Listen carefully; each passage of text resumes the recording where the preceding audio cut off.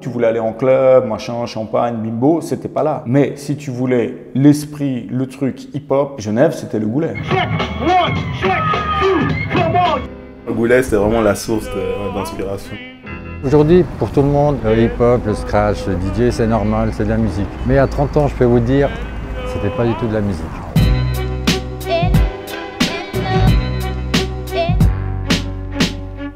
« 40e anniversaire du rap, la visite des lieux mythiques continue en Suisse romande. Aujourd'hui, on est à Genève, devant le Goulet 25, un ancien squat qui a marqué l'histoire du hip-hop roman. Ce n'est plus un squat, mais les portes sont encore ouvertes. C'est parti pour la visite, suivez le guide.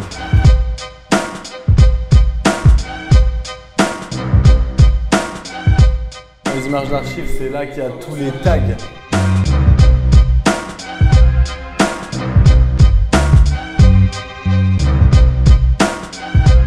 Toi, tu as habité ici, on est d'accord? Ouais, j'ai habité au deuxième étage pendant bien longtemps, il y a 10-15 ans. 15 Depuis ans. le début, c'était Depuis le premier jour, ouais. 6 décembre 1991. Non, ouais, tout à fait. Je suis arrivé au Goulet en 94.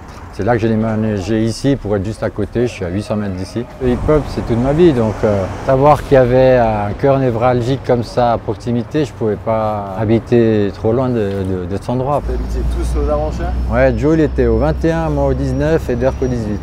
Moi, j'ai commencé à DJ, Joe a commencé à faire des beats, Dirk a commencé à écrire. Alors, on s'est dit, bon, bah, besoin d'un groupe de rap. Premier groupe rap suisse du Diffus. Pour éviter le pire, ne pas s'endormir. Peser les conséquences et les raisons de notre devenir. Les gens qui arrivent à Genève, ils voulaient aller là où ça se passe, et c'était ici. À moins que tu voulais aller en club, machin, champagne, bimbo, c'était pas là.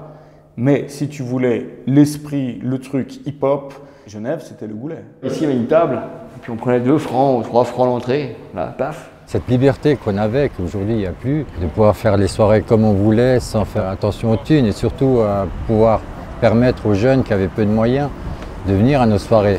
Ah, c'était blindé. Le Goulet, c'était blindé tout le temps. On descendait de la maison, chez sa vie, la soirée, paf, on descendait. Puis là, il y avait la salle du bas, qui était en fait les caves. Je ne sais pas si j'ai les clés. Je suis le mode paranormal et partout je vois le mal. C'est inévitable, le système m'a fait perdre les pédales. Je ne sais plus que croire, je ne vois que du noir. Trop de questions se posent dans ma tête, c'est un cauchemar. Voilà. Les portes sont toujours ouvertes au Goulet. C'est sympa, c'est ça qui est bien quand même. Hein.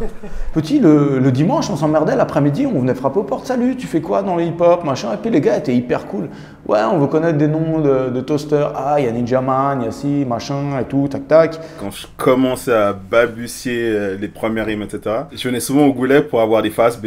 Et une fois, Stuff m'a dit, ouais, mais va toquer chez Chill. Il a une bibliothèque de phases B, tu vas vraiment kiffer, etc. Je tape, j'étais encore assez petit peu, je tape à la porte. Et tout ça.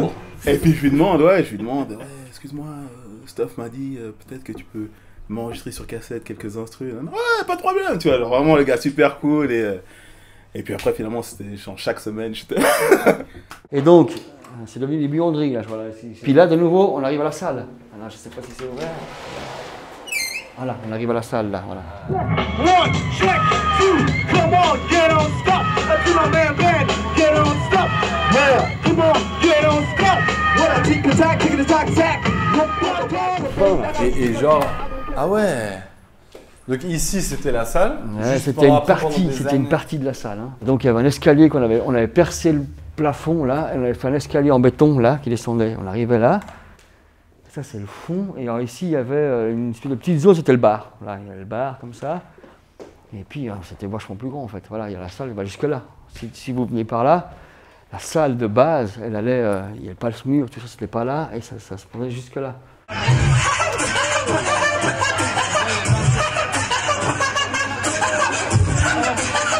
Première démo, je me rappellerai toujours. C'était d'ailleurs le premier concert du Diffus, en 88 justement, à l'Eclipse, il me semble. J'envoie juste un simple baby scratch et je fais I'm a king, I'm a king, king. Juste ça, j'envoie ça, putain, j'ai un tel retour de la foule, ça m'a fait... Je dis, ah, putain, c'est passé quoi? J'ai gueulé, mais d'une force, ça m'a limite bloqué. Et après, tu pouvais faire n'importe quoi, c'était bon. Après, je faisais mes répètes, j'avais même les autres DJ, les salopards, ils sautaient sur les planches pour me faire sauter les aiguilles. C'était d'ailleurs le premier concert du Diffus, en l'honneur de la mort d'un pote qui s'était tué quelques temps avant. C'était, je crois, en 88, justement. Juste ici préciser aussi que pendant quelques années, c'était le Corner 25. Exactement. Qui avait Qui repris. est resté un peu le Exactement, lieu qui est d'héritage là. en termes de soirée. Exactement, tout à fait. Ici au corner, ça s'appelait le Goulet 25. Quand ils ont passé la salle, qu'ils ont arrêté, mais que c'est devenu le Goulet 25, qui est devenu Corner 25, que tout d'un coup, il y avait un sécu qu'on n'avait jamais vu, qui commençait à dire « Ouais, non les gars, restez pas là ». Après, ben, il devait faire son boulot. Peut-être j'avais trop d'ego, j'étais là « Mais comment ça, restez pas là ?» Mais toi, tu m'as jamais vu, mais moi je t'ai jamais vu. Donc là, Alors la voilà. fameuse salle du Goulet, là, les escaliers qu'on voit dans toutes ces images à fond, d'archives. à fond. Là, tu m'as dit un truc par rapport à ça. Je veux dire simplement, c'est que là, c'était encore les dernières traces d'un des peintres qui s'était fait quand même. Faut y aller quand même, hein. Ça s'appelle toute la peinture des 4 étages. Donc une partie en vert, une partie en jaune, en rouge. Il n'y avait que des artistes, même couturiers, dessinateurs, pas forcément break ou hip-hop, hein, j'entends, tout le monde. Et ça permettait à ces artistes de s'émanciper et de sortir et de faire de leur passion un travail et de gagner leur vie avec ça. Et les squats, ils servaient à ça. Et il y avait tout ce vivier hyper créatif. Il y avait vraiment toute la dimension du hip-hop, c'est-à-dire qu'il y avait des graffeurs, il y avait des graphistes, justement des musiciens, des DJ, des beatmakers, des rappeurs. Tu pouvais monter les étages, puis les 4 étages, puis tu montais, puis tu avais un son qui passait là, le reggae par là, les trucs, le dub, le truc, machin, le rap. Pour moi, c'était vraiment une chance de grandir une jeunesse hip-hop mélangée avec d'un coup des mecs plus cirqueux, d'un coup des gars que Il pont. y avait quelque chose qui s'émanait de tout ça qui était super fort. Et c'est ça qui me plaisait. Et puis surtout, toujours la transmission. Essayer de donner cette envie que moi j'avais, cet amour que j'avais pour le hip-hop au public. À cette époque, j'allais aussi souvent au Goulet ou en soirée pour apprendre. Ok, bien sûr, pour danser, etc. Mais il y avait vraiment ce côté, tu vas rentrer chez toi et tu vas être enrichi, tu vois. Alors que aujourd'hui, il y a beaucoup de gens qui jouent juste, ce qui marche. Tu vois ce que je veux dire? Il n'y a pas de... Puis le public aussi va aujourd'hui en soirée, ils font des requests carrément, ils veulent entendre des trucs qu'ils ont prévu d'entendre, alors qu'effectivement là c'est tout l'inverse de ce que tu es en train de dire. Ouais, les gens ont peut-être moins ils ont une curiosité dématérialisée sur internet, mais voilà, Ouais. dans les lieux ils vont plutôt aller confirmer des trucs qu'ils connaissent déjà. Exactement, ouais. C'est une époque où t'es pas internet. Si tu voulais qu'on t'entende rapper, fallait aller dans les soirées. Si tu voulais qu'on sache ton niveau de break, fallait que t'ailles dans les soirées. Tu t'en foutais de quel est le cachet, quel est le truc, quel machin. On le faisait par amour, quoi. On avait un concert à faire, bon, on y allait, on avait une démo à faire, on faisait notre démo, puis voilà. Il n'y avait pas cet aspect financier qu'il y a aujourd'hui, quoi. On n'était pas sur les éclaircissements, les trucs c'est bon, attention les gars, on va sortir du lot. Chez nous, on est les meilleurs, et puis on va tout faire Ouais, c'est péter. vraiment la passion. C'est vraiment, la voilà, passion de la musique. c'était vraiment un côté, on partage le truc. C'était juste, on était là, on voulait vivre ensemble, on voulait partager nos vibes, quoi. Tout ça, c'était les graphes, donc après les mecs ils venaient quand ils voulaient. On avait une liberté qu'aujourd'hui vous vous rendez même pas compte, quoi. Tout d'un coup, on se sentait exister, quoi. T'arrives avec un truc que personne connaît, quoi. Tu sais que tu vas en foutre plein la vie, quoi. Gilles avait un magasin où il vendait des vinyles. Et une fois, je me souviens, je crois que c'était en 92 ou 93, il m'a passé une cassette, c'était le premier Wu-Tang, tu vois. Ah, le 36 September, Ouais, genre. c'est incroyable. Je vois cette pochette, je me dis c'est quoi ce truc de ninja, et genre, je me souviens, je rentre du Goulet jusqu'à chez moi. D'ailleurs, j'avais amené cette cassette ensuite à Yvan et Stress, et puis c'est vrai que, en tout cas au niveau de Double Pacte, au niveau de prendre des samples de soul, etc., ça nous a énormément influencé. Donc Goulet c'est tellement important par rapport à mon histoire dans le rap. Notre premier album Double Pacte, Impact numéro 3, il y a une photo à l'intérieur qu'on a fait justement dans la cour du Goulet, enfin de l'autre côté. Et donc c'est marrant. Enfin, quand tu penses que ça vient du Goulet. Fais néné la taille où on est où les gars? On est au Légou. C'est du rap dégoût, force des dégâts, crée le dégoût. Dans tous les cas, dans tous les coups, c'est pour les gars du Légou. Avec le premier vinyle du duo en 99, c'est pour les gars du Légou. C'est là où on a vraiment clamé notre appartenance au Goulet. On n'était pas directement avec tous ceux qui avaient fondé le Goulet, qui nous avaient pris sous leur aile quand on était petits. On était plus là à faire les racailles. Je pense qu'on n'avait pas foutu tout le boulot qu'ils avaient fait, enlever toute la merde, tout repeindre, tout réinstaller. Sur tout le boulot qu'ils avaient fait, arriver en disant « Ouais, nous on a du Goulet et tout ». Et respect à eux, merci pour la tolérance. Dans chaque squat, eh ben, il y avait un pote, il y avait un autre gars, puis il faut savoir qu'il n'y avait pas forcément d'escalier. Hein, c'était un gros trou avec une échelle, bon lui il habite là, tu fais gaffe, il y a un trou en plein milieu, quoi. Alors tombe pas, quoi, gars. Le côté utiliser quelque chose à la base qui ne nous appartient pas pour en faire quelque chose d'autre de manière créative, c'est le principe du squat, mais c'est aussi un peu Une énorme. le principe du hip-hop. Exact, finalement, avec cette tuant. Il y a des samples. une énorme connivence avec le mouvement hip-hop finalement. Logique qu'il y ait un squat hip-hop à Genève, la ville des 100 squats.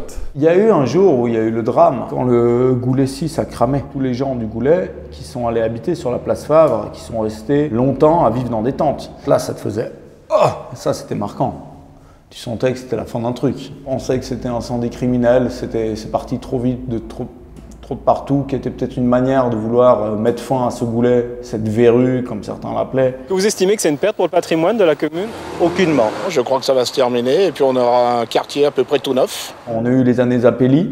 Merci Monsieur Zappelli d'avoir fait fermer tous les squats et puis d'avoir disparu de la politique. J'espère que vous avez plein de thunes en poche avec toute la pauvreté que vous avez dans le cœur. Il faut laisser des espaces libres comme ça, pour que les jeunes puissent venir quand ils en ont envie et ils font leur truc quand ils ont envie. Comme ça évite que quand ils en merdent, qu'ils aient envie de s'acheter de la dope et se faire chier. Dernier truc, quand tu remarches dans ce lieu-là, tu as de la nostalgie, qu'est-ce que ça t'évoque un peu comme... Finalement, je pense que je me suis assez imprégné de l'endroit. Faut pas de la nostalgie. J'ai de la nostalgie quand je repense à quand j'étais jeune, mais pas ce que ça a fait, parce que je me suis réuni avec ça. Je suis fier, vraiment. Je suis content d'être ce que je suis. De super bons souvenirs, ça c'est clair. On a pu vivre notre passion avec pas mal de liberté, qu'on n'aurait peut-être pas pu faire aujourd'hui.